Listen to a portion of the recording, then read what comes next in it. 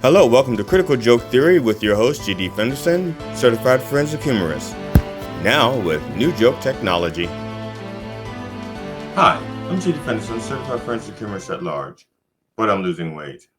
And welcome to Critical Joke Theory, episode 25. Now with new joke technology. Let's get this out of the way. Israel is at war in retaliation for a surprise attack by Hamas.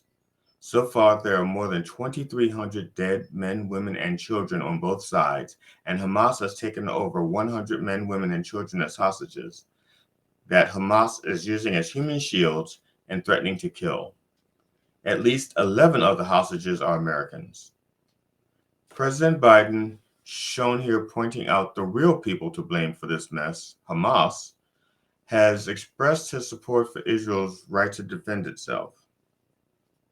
Republicans blame Hunter Biden, Joe Biden, Hillary Clinton, Nancy Pelosi, and 3 Democrats to be named later in the draft. Not on the list of people to blame, neo-Nazis and people praying for the end of the world so that Jesus will come and fix their lives. He's Jesus, not Iyanla Vanzant. This editorial note from Critical Joke Theory to the CEOs of companies in the US and around the world. You better not use this war as an excuse to raise the price of anything. You have gouged us enough, you little fucks. If you take all of our money today, we cannot buy your overinflated price stuff tomorrow. With all due respect, greed is not good, you greedy fucks. In People magazine, a Massachusetts woman who lost her mother and daughter in a murder-suicide dies in a car crash. People magazine reports that there is an army of angels waiting for her. I am assuming that they want to apologize to Stephanie Croteau for not protecting her, her mom, or her daughter. Steve Scalise was narrowly nominated to be the Republican nominee for new Speaker of the House over Jim Jordan, shown here denying any knowledge of what went on in the showers. Jim Jordan is Joe Paterno without the winning record, and Steve Scalise is David Duke without the baggage or the linen. In Kellogg, Idaho, the man accused of killing a family of 4 in North Idaho filed a motion to dismiss the charges against him on Wednesday.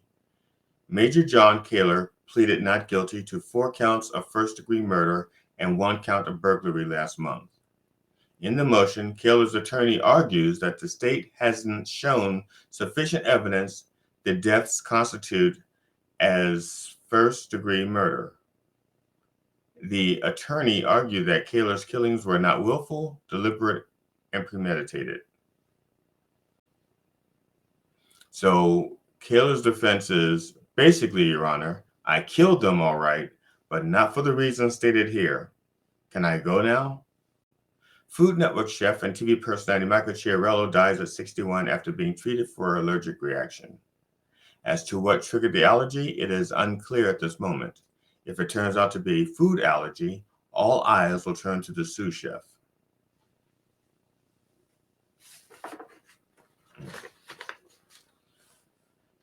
This just in.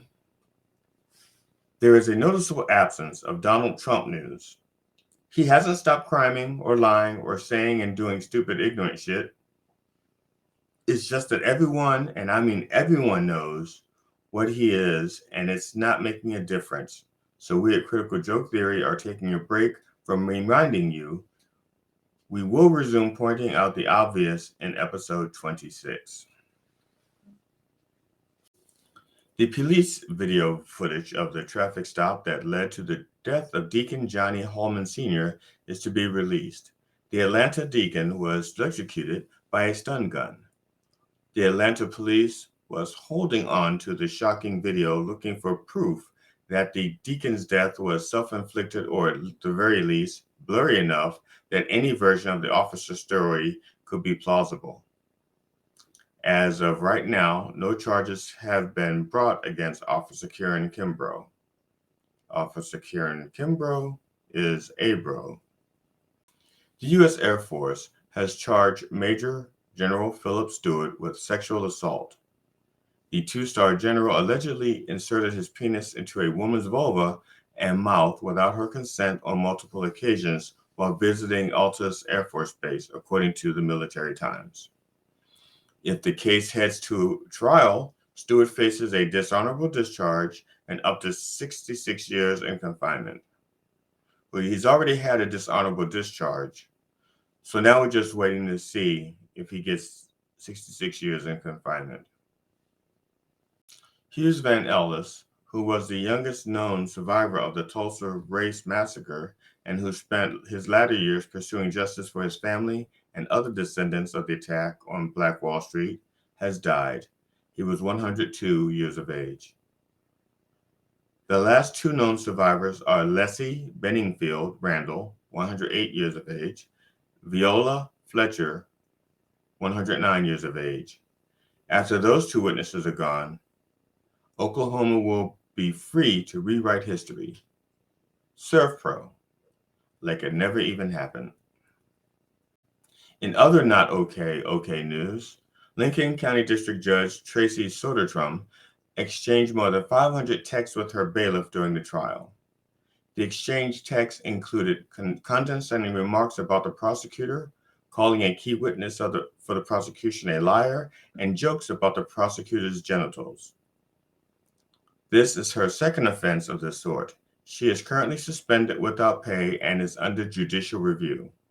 Real judicial review, not like the ones at the Supreme Court issued by Justice Roberts. It's just in. Donald Trump says that Hezbollah is very smart. Here's a list of some of the people that Trump said were smart: Vladimir Putin, Kim Jong-un, Xi Jinping, former President Bolsonaro, and himself. Does anyone else see the pattern? Autocrats. They're all autocrats. So smart people oppress people. Man. Woman, camera, person, boob tube.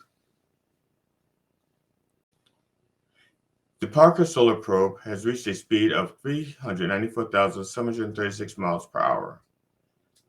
The fastest man-made object could travel from New York to LA in 20 seconds. In that time, Nick Cannon, shown here covering the wrong head, could make 2 more babies. I'm G.D. Fenderson, certified forensic humorist, now with New Joke Technology. Thank you for watching Critical Joke Theory. Be safe out there and don't feed the crazies. Critical Joke Theory with your host, G.D. Fenderson, certified forensic humorist, now with New Joke Technology.